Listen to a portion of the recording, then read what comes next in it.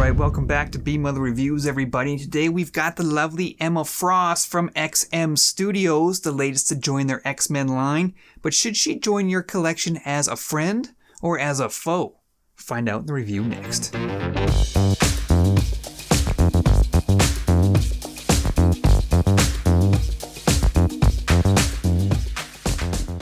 Alright, so Emma Frost is quite a powerful character. Not only is she classified as an Omega level telepath, she also developed the ability to turn her body into organic diamond, making her almost impervious to damage. Now, the catch is she can't use both of those powers at the same time. Now, she's been kicking around the X-Men stories for quite some time now, debuting back in X-Men number 129, where she was introduced as the White Queen, a high-ranking member of the Hellfire Club. Now, you'll remember the Hellfire Club were right smack dab in the middle of a little story you might have heard of. Oh, the Dark Phoenix saga. So she had a bit of an iconic status right off the bat. Now, it was a villainous start for the character, but I don't know if I would call her a straight-up villain. Ruthless is probably the word I would use to best describe Emma Frost. She's just going to do whatever she needs to do to get whatever she wants. Now, take her outfits, for example. She's often seen just walking around in a lingerie and garter set. Now, it would be easy to say that that's just some eye candy for the pubescent fanboys, but she knows full well that she is a well-developed, beautiful woman, and she uses it to her full advantage. So she dresses that way, and she calls those outfits her battle armor to lure in unsuspecting men and make them do her bidding. Now, it's not just eye candy for Emma Frost. She is also quite a shrewd businesswoman. She was the CEO of Frost International, a global tech company, kind of similar to Stark Industries. And probably her most prominent role is that of a teacher, where she led a group of young mutants called the Hellions for a time. She also helped former X-Man Banshee with Young Generation X, and then made her way over to the Xavier School for Gifted Youngsters, where she promptly started a 90210 style love triangle with Cyclops and Jean Grey. Now, Jean Grey was killed in battle again shortly after that, allowing the romance between herself and Scott to fully take shape, making them the new power couple of the X-Men.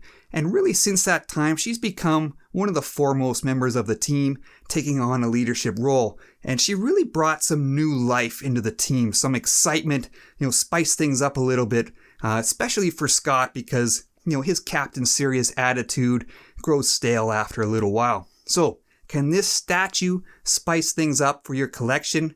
Well, let's start off the review with Sculpt Design next.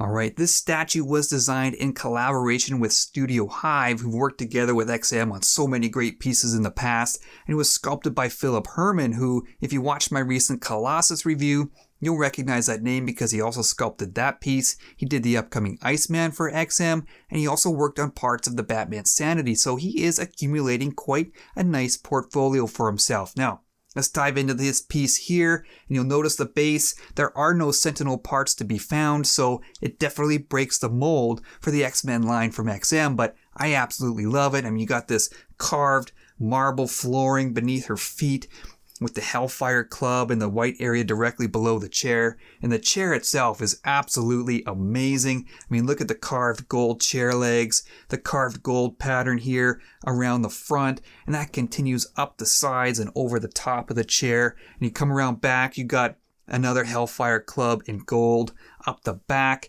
amazing leather texture on it. I mean, this chair looks almost like a real chair. It's like something you would find in some kind of medieval castle or something like that. It looks absolutely fantastic and totally suits the character. Now, Emma herself, I mean, this is where things clash a little bit on this statue. She's definitely wearing her more modern X-Men costume, and you can tell right away with the X logo on her belt and the X logo on the clasp of her cape. So you can look at that as kind of an oversight by the designers, or you can look at it as kind of an ingenious way to grab the whole backstory of the character into the statue, and I kind of look at it as the latter. This is definitely the more modern X-Men team member, Emma Frost, but you get a glimpse into her backstory, which you cannot ignore for this character. Now, Emma herself, I've seen people criticize her body, like she's too busty, or you can see her ribs or whatever. But the fact is, if you saw this woman walking down the street, you're doing a double take. No questions asked. I mean, I think she looks beautiful. I think this portrait is absolutely one of the best that XM has ever done. I mean, they were criticized for their female work early on, but they've really turned things around, and I put this right near the top of the list for them, definitely. This is a huge reason why I bought the statue. Her costume, I mentioned, this is definitely her more modern X-Men look. Got some nice texturing in areas like the front of her pants, the front of her shirt, the inside of her gloves. The inside of her cape has kind of a diagonal ribbed pattern there. The rest of her costume is mostly smooth, and you can see her pants kind of transition right into her boots there, which is a little bit of an odd look, but she's often drawn that way, so it is a comic accurate look for the character. And as I said, I think it's just a fantastic piece, and she's got that iconic telepath pose by holding her hand up to her temple, and comic book readers know exactly what she's doing just with one quick glance. So it's a fantastic design, fantastic sculpt from XM. I think they did an absolutely amazing job with it. Now it does come with a few switch out parts, so we'll get into those next.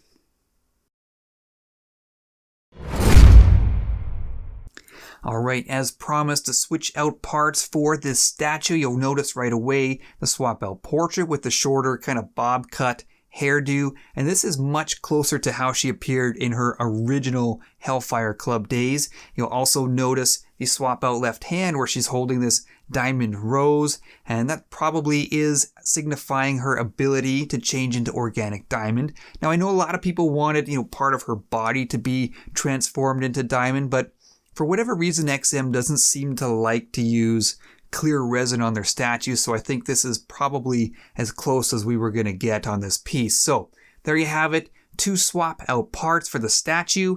Let's move on, talk about paint next. Alright, so before we dive into the paint on this statue, you'll notice that I've switched back to the telepath hand for the short-haired portrait, so you can mix and match the heads and hands as you like for your own display. Now, let's start with the base again. Really like the effect they've given it here. The gray areas have a very nice sort of polished marble looking effect. A little bit of red mixed in there as well to give it a bit of color, and a really nice marble finish to the white Hellfire Club logo beneath the chair. Now speaking of the chair, it looks very well done as well, with the metallic gold trims all around and a nice deep red leather finish on the other parts of the chair. So very nicely done there. Emma herself, the skin tones, pretty nicely done for the most part. I would say on this short-haired portrait, at least on mine, maybe a little heavy on the tan effect, but not too bad. And overall, I would say they did a very nice job there. Now, the blue steel lipstick on this portrait was definitely not well received out of the gate, but I think it's winning a lot of people over because I'm surprised at how many people say they intend to display it that way. So definitely over time, a lot of people coming around to this look. This portrait does have a little bit of a blue eyeshadow effect as well. Now the eyes on both portraits are very nicely aligned, at least on mine. I always breathe a sigh of relief when I get that, especially on my female statues, so nice to see the eyes are well done. Now the costume, definitely my favorite part of the paint job here. Now parts of it are straight up silver, like all the textured parts, like the front of her pants, the front of her shirt, inside of her gloves and things. But the rest of her costume is this pearlescent finish. It's definitely white for the most part, but depending on which angle and which lighting you have, you get a little bit of a silvery undertone to it, and it kind of changes, right in front of my eyes as I'm spinning it here. It's a really nice paint finish on this statue. Now her top is definitely more of a silvery color than her pants, but as I said, a pearly finish to most of this costume, and I really like the way it looks. So nice paint job overall on this piece. Okay, let's talk production and build quality, and we'll start off with some of the extras that you get inside the box. If you're one of the early pre-orders, you will get this metal plaque. It's got a little kickstand on the back. You can display it next to your statue like that if you like. So not a bad little throw in there from XM. You also get the packing photo. And I know there are people out there who say, I'm never going to sell my statues. I'll never need to pack it back up. I'm going to throw out my shipper box. But trust me, there will come a day when this comes in very handy. Either you're going to sell the statue or you're going to move and you got to pack your stuff up. So I like getting these with these statues. On the flip side of it, registration instructions, QR code will link you to the assembly video, but at the time I'm recording this, the assembly video for Emma Frost was not available, so I'll give you a few pointers in just a few seconds. You also get the art print, and I quite like this one. You can see she's got the long hair, the rose in hand, just like I'm displaying her here. I really like the kind of ambient firelight that they've given this print, so really nice job there. Now, the assembly on this statue is fairly straightforward.